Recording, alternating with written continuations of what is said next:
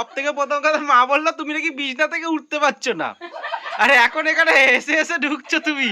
হ্যাঁ আবার শোন, ডাক্তার ওষুধ দিয়েছে, আমাকে আবার খাওয়ালো ওষুধটা। এ বাবা, 1-1.5 ঘন্টা বাদে একটা মাছ পেলাম।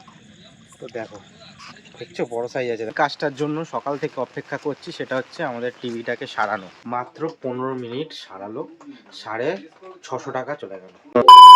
আজকে মাছ তেমন খাচ্ছে না, একদম এসেছিলাম যখন একটা মাছ পেয়েছিলাম, কিন্তু একটু বড় সাইজের পেয়েছিলাম। আবার 1-1.5 ঘন্টা বাদে একটা মাছ পেলাম। তো দেখো দেখছো বড় সাইজ আছে, দেখো এক বেগদের বড়, আর ডাকছে। হ্যাঁ অনেকটা বড় সাইজের, আর একটা পেয়েছি এরকম বড় সাইজের। তো যাই হোক অনেকক্ষণ বাদে বাদে যে পাচ্ছি, কিন্তু বড় সাইজের পাচ্ছি। ও আচ্ছা, ময়দারটা মনে হয় খেয়েছে।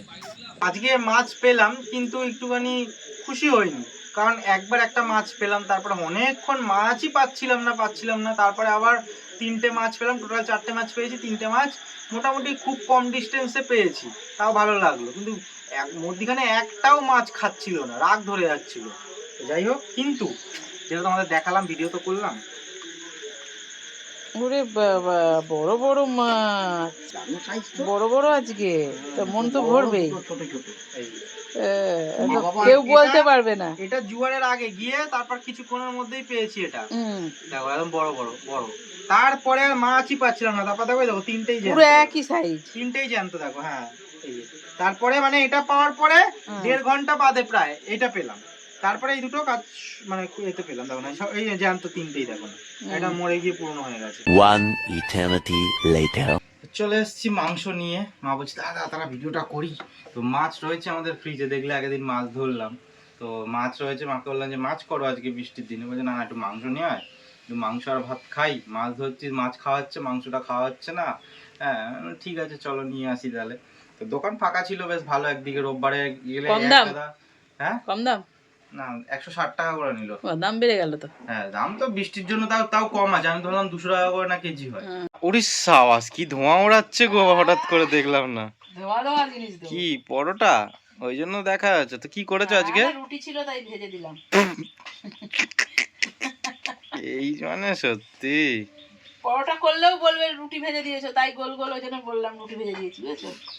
ঠিক আছে, তো চলো আজকে কি করছো তাহলে? পরোটা আর হচ্ছে পটল আলু ভাজা, কম্বিনেশন কি? কালকের ছিল যে মুগ কড়াই সিদ্ধ, আচ্ছা ওই দিয়ে খাওয়া হয়ে যাবে।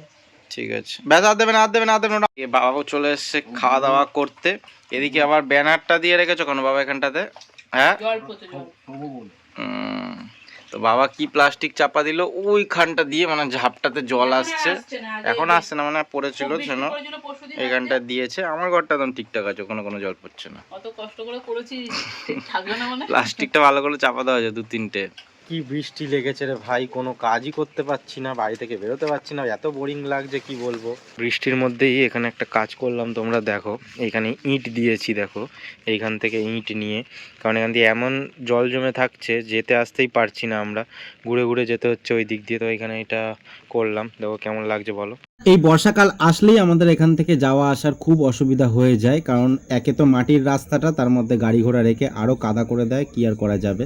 এই বৃষ্টির মধ্যেও যেই কাজটার জন্য সকাল থেকে অপেক্ষা করছি, সেটা হচ্ছে আমাদের টিভিটাকে সারানো। তো লোকজন চলে এসছে, মানে লোক চলে এসেছে সারাবে দাদা। এখন সময় 3টে, এখনো আমাদের খাওয়া দাওয়া হয়নি। এবার যাই না কতক্ষণ লাগবে টিভিটাকে সারাতে, তারপরে হয়তো আমরা খেতে বসবো। আজকে অনেকটা দেরি হয়ে যাবে, মা এদিকে আবার এটা পরিষ্কার করতে বসেছে। চলো খাওয়া দাওয়াটা করে নি। কি করেছো? পুঁই শাক আর মাংস। ঠিক, মাংসটা আবার এরকম কালার কেন? হ্যাঁ কি দিয়েছো? দই বাদাম পোস্ত। বাহ বাহ বাহ, পোস্ত সব কিছুতে, পায়েসেও পোস্ত দেবে একদম। মহারানী মহারানী ব্যাপারই আলাদা। যেই ঘরে টিভি থাকে ওই ঘরেই টিভি সারাচ্ছিল। আমি মাকে বললাম খেতে দাও, কারণ প্রচন্ড জোরে খিদে পেয়ে গেছিল। কিন্তু কি সারালো কে জানে, খাওয়া শেষ হলো না টিভি সারানো শেষ হয়ে গেল। টিভিটা বন্ধ করে রেখেছি, কিন্তু ঠিকঠাক হয়ে গেছে। তোমাদের এমনি কোনো ভিডিও দিতে পারবো না, কারণ চ্যানেলটা চলবে, সেই চ্যানেল কপিরাইট দিয়ে দেবে আমাকে। তো সেই জন্য দেখাতে পারলাম না, কিন্তু ঠিকঠাক হয়ে গেছে। কিন্তু মাত্র 15 মিনিট সারালো, 650 টাকা চলে গেল। তাহলে 15 মিনিট আসলো, 650 টাকা নিয়ে নিল। 600 টাকা নিয়েছে, ও 50 টাকা ছেড়েছে। আচ্ছা বলছি 500 টাকা না, হ্যাঁ 650 টাকার জায়গায় 500 টাকা নেয় কখনো? তোকে খোলার আগে বলেই ছিল যে এই লাগবে। বললো তো যে ওই লাগবে। আর ভাজু দেয় একটু। আর ভাই এরা টুপি পরাবেই, এরা টুপি পরাবেই। স্পটের ওই এর জন্যই হচ্ছিল দেখলি। হ্যাঁ ওটা আমরা জানি না, তাই যারা একটু জানে ওরা ঠিক করে হ্যাঁ। দিবে। আর একটা জিনিস আমি বলতে চাই, আমাদের পুরনো টিভিটা আছে ঠিক আছে, কিন্তু এই টিভিটার পিকচার কোয়ালিটি, এই টিভিটার সাউন্ড সবাই বলে মানে এত ভালো, যেটা তোমাদের ধরো 20-22 হাজার টাকা যে স্যামসাংয়ের টিভি ওরকম বা ওর থেকে বেশি ভালো পিকচার টিউব কিন্তু আমাদের এই টিভিটার। যদি অনেকে বিশ্বাস করো, যদি বলো যে বাড়ি চাড়িয়ে বলছি সেটাও ভাবতে পারো। আর সব থেকে মেন কি, এলইডি টিভি ধরো কিনতে পারি, কিন্তু এলইডি টিভির কত 2 বছর বা 2.5 বছর খুব জোর চলবে, তারপরে খারাপ হবে। এই আমার যে বন্ধু আছে সোম, ও কিনেছে হচ্ছে হাইসেন্সের টিভি, ওর 3 বছর ওয়ারেন্টি আছে টিভিতে, এই কমাস বাকি আছে মনে হয় ওয়ারেন্টি শেষ হতে 3 বছরের। ওর টিভি খারাপ হয়ে গেছে, প্যানেল নষ্ট হয়ে গেছে। এই প্যানেল যদি ওকে সারাতে হতো তাহলে কিন্তু ওর মোটামুটি 10,000 টাকা খরচা হতো, কারণ বড় টিভি, ওর 43 ইঞ্চি টিভি। তো এখনও ওয়ারেন্টির মধ্যে আছে বলে বলছে সময় লাগবে, সারিয়ে দিয়ে যাবে, যেহেতু কমাস বাকি আছে, ওর ঠিক টাইমে খারাপ হয়েছে। তাহলে বলো এই 3 বছরে শেষ হয়ে যাচ্ছে, আর আমাদের এই টিভিটার বয়স 30 বছর বয়স হবে। আর একটা জিনিস কি করতে হবে বলো? শোলা লাগাতে হবে। শোলা লাগাতে হবে। ড্যামে বাবা হয়েছে, দিকে আমি বিড়ি বলেছিলাম খাচ্ছে। ড্যামে হয়েছে, কাজল বৌদি বলেছিল, বিশ্বাস করেনি ছেলে, আমাকে মুখ করছে হ্যাঁ সবার কথায় নাচো তুমি, দেখলি তো মিস্ত্রি এসে বলে গেল। তো যাই হোক, ওখানটাতে এটা ফালতু টাকাটা আমাদের ওই গেল। যেমন পেছন থেকে দেখো ওটা খবরের কাগজ দেওয়া রয়েছে, তোমার একটা শোলা নিয়ে এসে লাগিয়ে দেবো ওইটুকুনিটা, তাহলে ঠিকঠাক হয়ে যাবে। এখন বাজে 8:45, আসতাম না আবার আসলাম, তার একটা কারণ আছে। রমা কাকিমা এসছে আমাদের বাড়িতে, আর রমা কাকিমা মাঝে মধ্যে আমার জন্য কিছু না কিছু করে নিয়ে আসে। আমি এক সময় বলি ব্লগে যে এইটা করে নিয়ে এসেছিল আগের দিনকে, কারণ নিয়ে আসে ঠিক সন্ধ্যেবেলায় বা রাত্রিবেলাতে, যখন আমি ব্লগ বানাই না। এবার নিয়ে আসে রাত্রিবেলায়, খাওয়া দাওয়া হয়ে যায় আর দেখানো হয় না, তো সেই জন্য এখন নিয়ে এসছে, এখন তোমাদের দেখাচ্ছি। তোমার রমা কাকিমাকেই দেখাই। বাবা কি সুন্দর লাগছে তোমাকে, ওরে বাবা। মা বললো, দাঁড়াও, সব থেকে প্রথম কথা, মা বললো তুমি নাকি বিছনা থেকে উঠতে পারছো না, আরে এখন এখানে এসে এসে ঢুকছো তুমি, হ্যাঁ? মা ফোন করে এখান থেকে গেল যে রমা কাকিমা বিছনা থেকে উঠতে পারছে না, একটু দেখে আসি, আর তুমি এখন দাঁত বার করতে করতে ঢুকছো। এটাই হলো আমাদের ব্লগে হাসি রে। আমার তো মাথাতেই আসলো না, আমি তো এটা আগে বলতে হবে। মা তো সকাল থেকে বলছে শরীর খারাপ, উঠতে পারছে না। পাচ্ছি না আমি যাওয়ার, আবার শোন ডাক্তার ওষুধ দিয়েছে আমাকে, আবার খাওয়ালো ওষুধটা।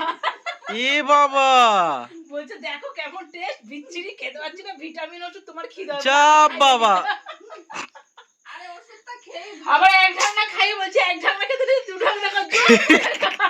আরে তো রমা কাকিমার শরীর খারাপ, তুমি ওষুধ খেয়েছো কেন? বলছে ভিটামিন, তোমার খিদে হবে। এ চালটা নিয়েছি বাবা, গরম করতে। কি বানিয়েছে? পিজা, রিম্পা মানে ও আচ্ছা আচ্ছা আচ্ছা, ও কাকিমা বানায়নি, কাকিমার মেয়ে মানে রিম্পা বানিয়েছে, কাকিমার মেয়ে বানিয়েছে, রিম্পা বানিয়েছে। তো আচ্ছা ঠিক আছে ঠিক আছে ঠিক আছে। কাদের সাথে থাকি বুঝতে পেরেছো তো? থাক, আর বেশি তোমরা চাপ নিও না, আমি অনেকটা চাপ নিয়ে নিয়েছি, তোমাদের বেশি চাপ নিতে হবে না। আজকের ব্লগ এবার শেষ করছি, কেমন লাগলো জানিও, টাটা।